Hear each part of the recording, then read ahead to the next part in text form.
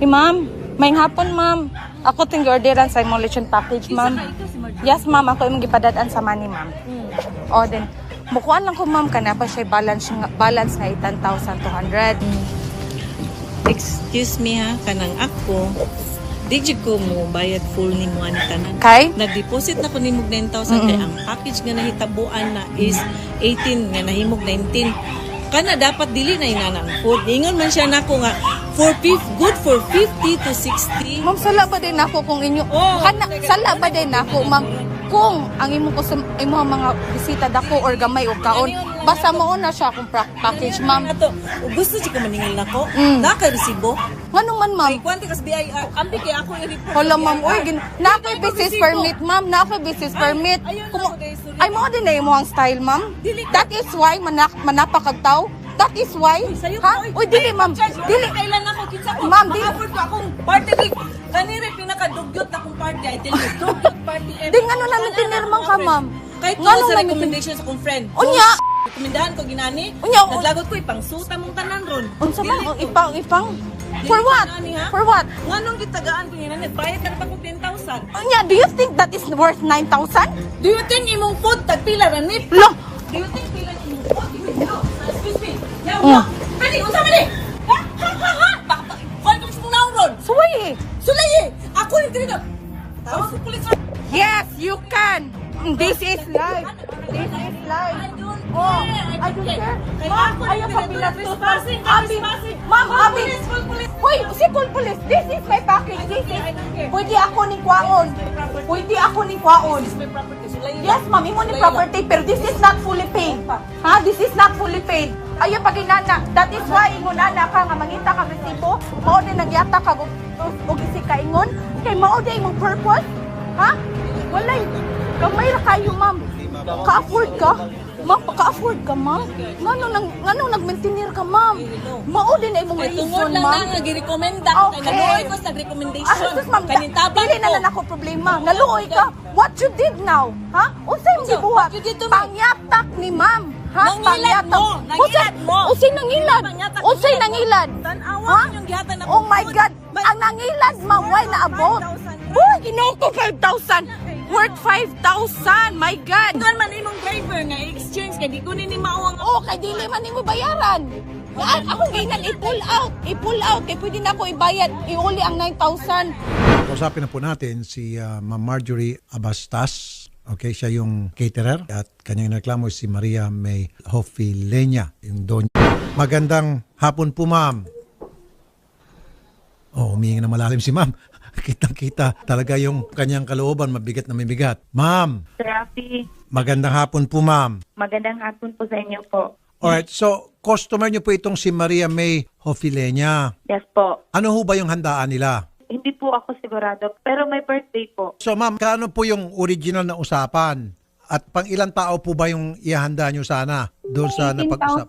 18,800. 18,800. Pang ilang tao po yun? Pang ilang packs? 50 to 60 packs po yun. 50 to 60 With packs. lechon po. Opo. With isang lechon. Yes po, malaki po yung lechon po, Sir Rafi. So, pumayag po siya initially nung mag-usap po. kayo. Yes po. Nagbigay kami ng breakdown. Nagbigay ka ng breakdown kung paano yung dumating sa amount na 18,800, 50-60 people. Yes po. Kasi nag-customize po siya ng mga dishes po. And then, nung ma-deliver nyo na po sa araw ng handaan, yung mga pagkain at sisingilin nyo na po yung balanse kasi nakapag-down po sila. Magkano po dinaw nila? 9,000. 9,000. So meron pa dapat 9,800 pa na balance. Nung Yes. sisingilin nyo po yung 9,800, ayaw na po magbayad dahil Opo, maliit lang daw yung package. Hindi po daw satisfied yung 18,000 niya po. Hindi po worth it daw. hindi ho siya kontento. Ano ba, dahil kulang ang pagkain o hindi masarap ang pagkain? Magkaiba kasi po yun. Maliit lang daw po yung package daw, sir. Hindi tumutugma doon sa inaasahan niyang 450 to 60 people which is 18,800. Para sa kanya, konti. Parang na-short change nyo siya. Opo, oo. Pero aware po siya po, sir, kung magkano po yung nilagay doon sa per dish po. 2 kilos po yun per dishes. Pero doon sa breakdown, sinabi niyo po sa kanya, ma'am, kung magkano yung puhunan nyo bawat dish. Hindi po. Hindi po. Okay. Pero masasarap naman po yung mga pagkain. Ano po halimbawa yung mga pagkain, ma'am? Escabeche po. Escabeche? Chop suey. Chop suey? Chicken cordon. Chicken cordon? Steak. Beef Oo, steak? beef steak. Oo. Aha. Gisadong manok, Wow! lumpia, Ho! Dami. pang at saka, Ito pa, sweet and sour shrimp. Tama ba? oh, may shrimp po, oh, may shrimp. Chicken cordon, beef steak, sweet and sour shrimp, kinuposan. Ano po itong kinuposan? Yan yung bestseller po namin, Sir Rafi, yung baboy na mataba po. Okay. Pinakupsan po. And then chop suey, Apo. spaghetti, escabeche, lumpia. Ang dami na. Yes po, sir. Tapos fruits, and then lechon. Yes po. 10 putahe. Apo. Salagang 18,800. Yes po. Okay, at pumayag naman siya. Yes po. Pumayad po siya, sir. Now, dumating ho kayo doon, ma'am. Nakita ko, nandun pa rin mga pagkain. At sisingilin mo na siya, o tapos na yung Actually pagkain. po, Sir Rafi, hindi po ako ang nagdi-deliver po, sir. Yung friend ko po na may service po na sasakyan. Okay. Pero, nung nagkaroon po kayo ng diskusyon doon sa lugar, nag-aaway na po kayo, nagkakadiskusyon, may mga nakita pa akong pagkain, hindi pa ubos yung pagkain, kakainin Yes pala. po, yung 4 na dishes lang po ang nilagay niya, tsaka 2 fruits. Yung 4 po, hinanap ko, wala na doon. Sabi nung nag-deliver yung friend ko, nandun daw sa loob sa bahay nila, pinasok daw yung 4 na dishes. Pinasok. Yes po. Okay, ito yung nag-deliver. Si Karen Bacaso, kilala niyo po ito? Yan po yung reseller ko po nakatransact ni Ma'am Maria. Yan po yung nag-deliver. Hindi po, si Rhea Simo po yung nagdi-deliver. Si Rhea Simor. Nandun po Opo. si Rhea nung i-deliver yung pagkain at nandun siya, nasasaksihan niya habang nagkaroon ng pagkasiyahan at kumakain yung mga tao. Bakit niya po nasabing pinasok yung pagkain sa loob? Nasaksihan niya ho ba yun ng dalawa Yes niya po, mata? opo. Kasi sila yung kumarga ng mga foods. Pero pag dating po nila doon, wala pa pong bisita, sir. Wala pang bisita, nilatag yung mga pagkain, tapos yung 2 ulam, pinasok, nakita niya po. Opo. Ma'am Karen, Opo, sir. kayo po yung katransact ni Maria Oo, May sir. Hofilenya. Oo. So kayo po yung nakipag-haggle sa kanya tungkol doon sa amount, tungkol sa magiging setup, pang Oo, ilang sir. tao. Okay. At napapayag na nga po sa 18,800, 50 to 60 people. Oo, sir. Aware naman po siya noon, sir. Hindi siya nagreklamo, sabi niya, oo. Oo, hindi siya rumiklamo. Pero doon po sa diskusyon, na rinig naman natin na sinasabi niya sa video, hindi raw worth it sa 18,800. May mga kulang siguro. Yun nga, yung 2 ulam doon, wala raw. At sabi nitong si Marjorie, ipinasok daw sa loob ng bahay. At ang nakita ay si Rhea Simo. Siya yung nag-deliver ng mga pagkain. Matapos pag-deliver niya, nakita ng 2 mata niya, yung 2 ulam, pinasok. Opo. 4 po yung pinasok, sir. sa 4. loob. Not 2 but 4. Okay. So, Ma'am Karen, Oo, sir. so matapos nyong mapao nga sa usapan, itong si Maria May, meron ba kayong pirmahan, kasulatan? Wala, sir. Nagpa-send lang ako ng down payment. So, okay lang lahat. Yung sa down payment received na 9,000. Oo, wala naman siyang reklamo. Okay. Personally, kung ako tatanungin, base doon sa 10 putahe, 18,800. Minsan nga kakain family kasama yung mga staff, umabot pa kami ng 20,000 More than pa.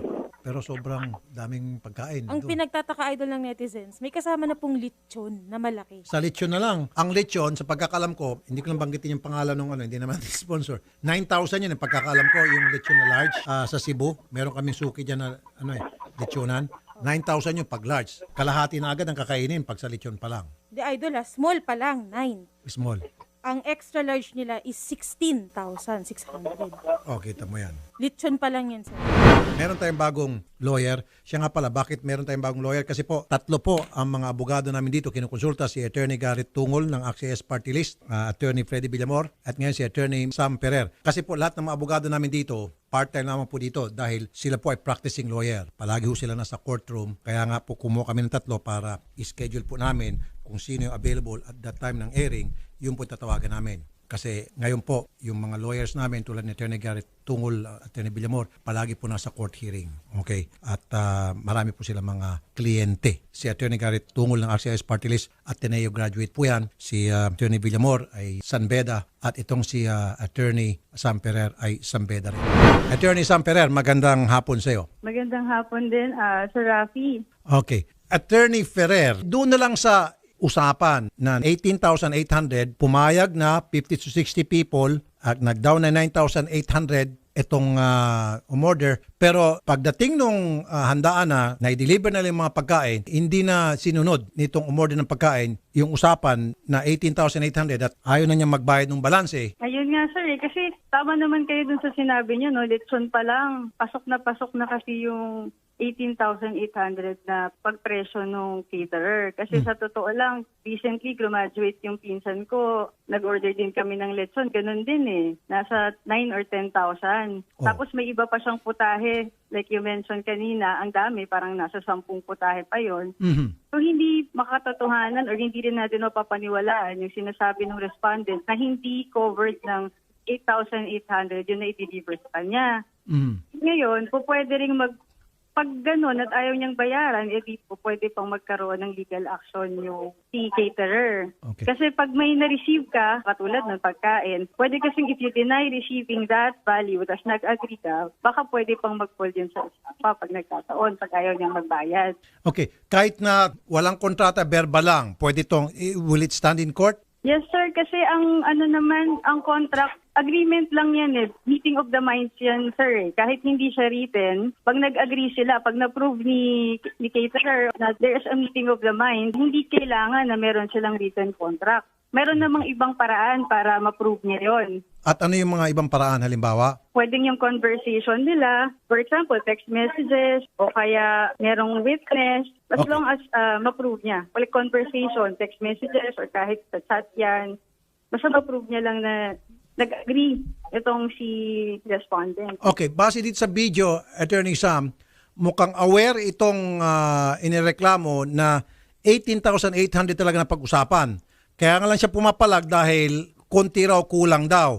Ang sagot naman itong complainant, malay ko ba kung malalakas, kung malalakas kumain yung mga bisita mo. Nag-agree ka na in the first place. So, ibig sabihin may agreement na kayo, meeting of the mind. So, yung contract na sinasabi, pwedeng yun na yun eh. Kaya nga pwedeng baka maging estafa yan pag nagkataon, pag nag-refuse siya magbayad. Kasi yung pwede is na-receive niya yung dineliver sa kanya and dinideny niya na, or yun yung pinag-usapan. Hindi naman din po pwede na, di ba, hindi naman din po pwede na na-receive mo ngayon, tapos later on, biglang sasabihin mo na lang. Subjectively. Opinion mo yun eh, di ba? Okay. Pero parang based from our own experience kasi, sir, yun nga, lechon pa lang, mahal na yun eh, di ba? 9,000 kakainin agad kalahati ng presyo. Kawawa naman po yung mga simpleng caterer o maayos na nagnenegosyo, nag-agree kayo sa ganitong presyo, tapos biglang yung customer mo, bigla na lang sasabihin, ay, ang liit pala ng package, wag na lang namin bayaran. Okay. Hindi rin naman po pwedeng gano'n. Ito pa, Attorney, ang reklamo kasi nitong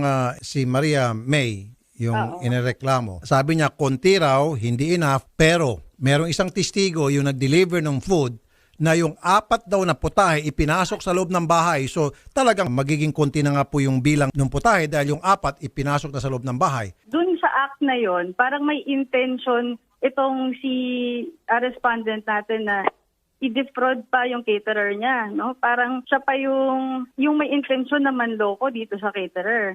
Kasi bakit mo nga naman sasabihin na kulang tapos nakatago lang pala sa loob yung ibang pagkain? Saka sir, yung mere fact pa lang kasi na nag-agree na siya eh. Sa simula pa lang eh. So wala na siya doon sa kung ano yung na-receive. As long as yung pinag-usapan nila, kompleto yon at na-deliver naman lahat, may kulang daw po ba na i-deliver? Kompleto na i-deliver lahat ang siste, yung 4 ipinuslit, tinago raw sa loob ng bahay. As long as mapapatunayan naman ng caterer na kompleto yung na-deliver niya, talagang hindi po pwede na mag-refuse yung nag-receive o yung respondent na bayaran yan. Okay, sandali, Attorney Sama. Ang kanyang reklamo, ano ba yun? Hindi masarap? Kulang? Or No sir, naliitan siya sir. Parang, ewan ko nga sir, aware naman siya sir na yun yung lahat ng package. Naliitan lang daw siya. Hindi daw yun good for 50 to 60 packs. siguro ba kayo mga kumain doon katulad ni Sherry? Oo nga. Wala. Hindi Sabi ko naman nga ako sa invited. kanya, kasalanan ko ba ma'am kung maliit o malaki kakain yung mga bisita mo? Kung si Attorney Sam ang kakain doon, siguro mga 100 katulad niya, kasya. Wow. Pag si Sherry, mga 20 lang. Di ba, Attorney Sam? Sir. Sabi ko, kung katulad mo ang kakain doon, baka mga 100 katulad mo, kasya yon. Pag si Sherry, mga Sa akin lang yan. mga 10 lang. Yun nga sir eh.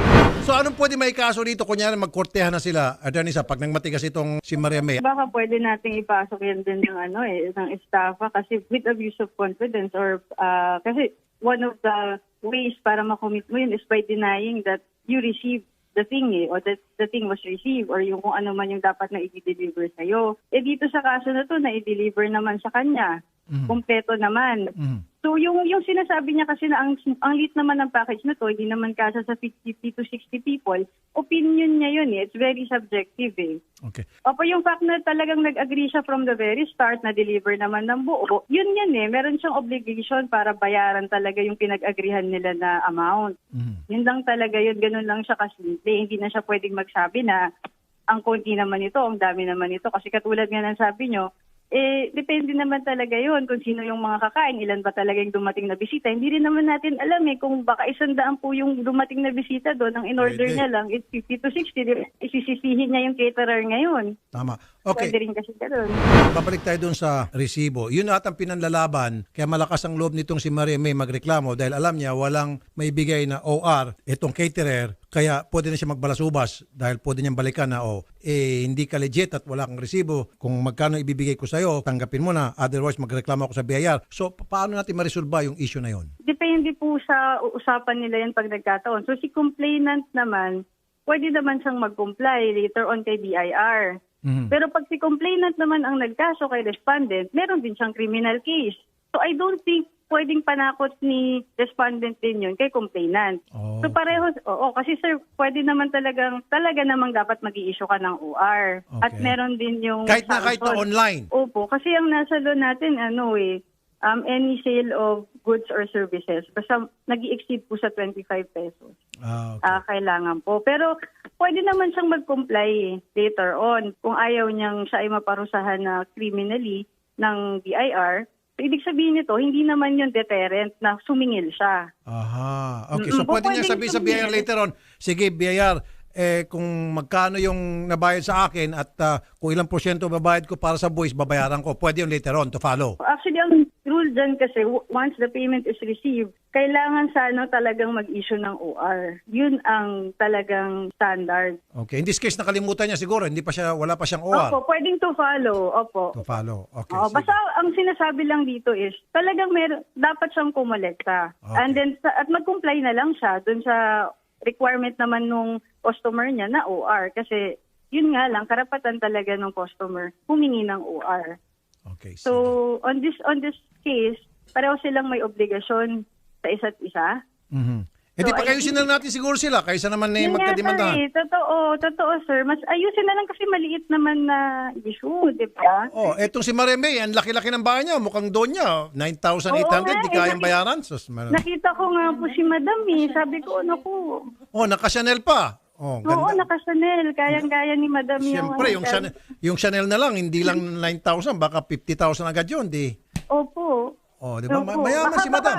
Baka lang talaga, maliit na, parang di pagkakaintindihan lang na po pwede Misunderstanding. namang ayusin. Opo. So kung kumbinsin na lang natin itong si Maria May na bayaran na lang o meet halfway siguro kung sa tingin niya hindi sapat talaga yung 18,800, at least man lang magkano ba yung kaya niyang ipaluwal pa na pera para ito naman si Marjorie Abastas maging happy naman. Yes, sir. Oo. Sana magkaayos na lang sila para wala nang problema. Salamat sa iyo, Attorney Sam Ferrer, legal consultant, RTIA, at kasama niya sa ACT-CIS Party List. Salamat, Attorney Sam. Salamat, sir.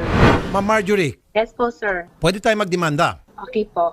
estafa, laban dito kay Maria May Hofilenia. Okay po. Pero bakit sa tingin nyo ayaw niya magbayad, ma'am? Kayo, ano pong opinion nyo? Bakit ayaw niya magbayad?